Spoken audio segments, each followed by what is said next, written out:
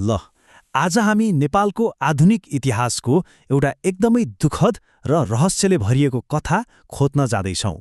यो कथाको सुरुवात कुनै रमाइलो परिकथाबाट होइन, बरु एउटा शाही दरबारभित्र भएको कहाली लाग्दो, सोच्नै नसकिने घटनाबाट हुन्छ। आखिर कसरी नेपालको सिङ्गो राजपरिवार एकै रातमा सखाप भयो?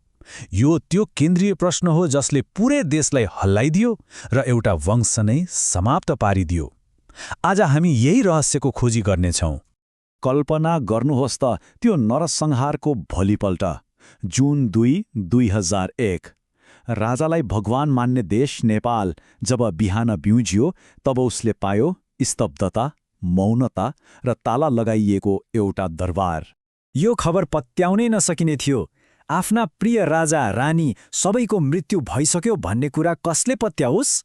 दरबारको गेट बाहिर मानिसहरूको भिड जम्मा भयो। सबै अविश्वासमा थिए, शोकमा थिए, किनकि उनीहरूले आफ्नो राष्ट्रको प्रतीक गुमाएका थिए। अब यो घटना कसरी भयो भनेर बुझ्न हामीले पहिले त्यहाँका मुख्य पात्रहरूलाई चिन्नुपर्छ। कथा सुरु हुन्छ दुई शाही दाजुभाइबाट, जसको स्वभाव आकाश जमिनको फरक थियो। एकातिर थिए राजा वीरेन्द्र, जनताका प्रिय राजा, हार्वर्ड पढेका, जनताको दुःख बुझ्न गाउँ गाउँ पैदल हिँड्ने र नेपालमा प्रजातन्त्र ल्याउने। उहाँलाई सबैले सम्मान गर्थे। अनि अर्कोतिर थिए उहाँका भाइ राजकुमार ज्ञानेन्द्र। उहाँलाई खासै मन पराइँदैन थियो र धेरैले उहाँलाई महत्त्वाकांक्षी मान्थे।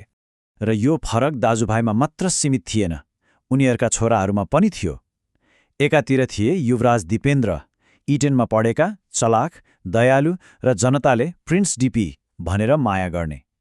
अनि अर्कोतिर थिए ज्ञानेन्द्रका छोरा पारस, जसको नाम सधैँ कुनै न कुनै उपद्रव र खराब व्यवहारसँग जोडिन्थ्यो। अब आधिकारिक रूपमा यो पुरै त्रासदीको जड एउटा कुरालाई मानिन्छ, एक युवराजको प्रेम, जुन उनकी आमा रानीलाई कहिल्यै मन्जुर थिएन। युवराज दिपेन्द्र देवयानी राणासँग विवाह गर्न चाहन्थे।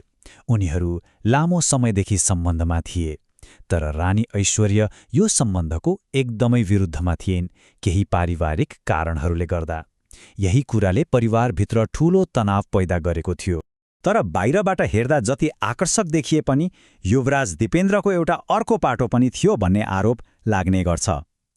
भनिन्छ उनी रक्सी र लागु पदार्थको शौखिन थिए र उनको स्वभाव अलि हिंसात्मक पनि थियो, र यो सब उनको आमा बुवासँगको तनावपूर्ण सम्बन्धको परिणाम थियो।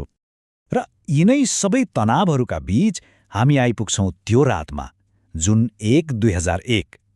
त्यो दिन दरबारमा साप्ताहिक पारिवारिक जमघट थियो र यही रात सबै कुरा विस्फोट हुन लागेको थियो। त्यो रातको घटनाक्रम केही यस्तो थियो। राति 8 बजेतिर पाहुनाहरू जम्मा हुन थाले, जसमा युवराज दिपेन्द्र पनि थिए र उनी निकै मातेका देखिन्थे। 8:30 बजेतिर उनको व्यवहार देखेर राजा वीरेन्द्रले उनलाई पार्टीबाट जान आदेश दिए। त्यसपछि दिपेन्द्रलाई उनको कोठामा लगियो, जहाँबाट उनले देवयानीलाई फोन गरे। तर त्यसको केही समयपछि राति 9 बजेतिर सैनिक पोसाक लगाएको र हतियार बोकेको एक व्यक्ति त्यही बैठक कोठामा देखा पर्यो र सिधै राजा वीरेन्द्रमाथि गोली चलायो। त्यसपछि त त्यहाँ पुरै कोलाहल मच्यो। त्यो बन्दुकधारीले एक एक गर्दै राजा, रानी र परिवारका अन्य 6 जना सदस्यहरूलाई गोली हान्यो र अन्त्यमा उसले आफैलाई पनि गोली हान्यो। अनि सबैभन्दा डरलाग्दो कुरा के हो भने यो पुरै नरसंहार केवल 3 मिनेटभित्र भएको थियो। हो, मात्र 3 मिनेटमा। सोच्नुहोस् त, 3 मिनेटमा एउटा देशको राजतन्त्रको मुटु नै समाप्त भयो। यो घटनापछि समाजमा दुईवटा बिल्कुलै फरक कथाहरू चल्न थाले। एउटा थियो सरकारको आधिकारिक भनाइ र अर्को थियो जनताले विश्वास गरेको षड्यन्त्रको सिद्धान्त। आधिकारिक विवरणले भन्यो हत्यारा युवराज दिपेन्द्र नै हुन् र उनले विवाहको रिसमा यसो गरे। तर जनताको शङ्काको सुई राजकुमार ज्ञानेन्द्रतिर सोझिएको थियो, जसलाई सिंहासनको लोभ थियो। एकातिर प्रत्यक्षदर्शीको बयान थियो, अर्कोतिर शङ्कास्पद परिस्थितिहरू। र जनताको शङ्का निराधार पनि थिएन, किनकि त्यहाँ धेरै प्रश्नहरू थिए जसको जवाफ कहिल्यै मिलेन। जस्तै त्यो रात दरबारको सुरक्षा किन त्यति कमजोर थियो? मृतकहरूको पोस्टमार्टम किन गरिएन? दाहिने हाते दिपेन्द्रलाई देब्रेपट्टि गोली कसरी लाग्यो? अनि सबैभन्दा महत्त्वपूर्ण, त्यो रात ज्ञानेन्द्र किन त्यहाँ थिएनन्? र उनका छोरा पारस कसरी सामान्य चोटसहित बाँचे, यिनै प्रश्नहरूले गर्दा आधिकारिक कथामाथि विश्वास गर्न गाह्रो भयो। र साँच्चै भन्ने हो भने धेरै नेपालीहरूले यो कुरा कहिल्यै पत्याएनन्।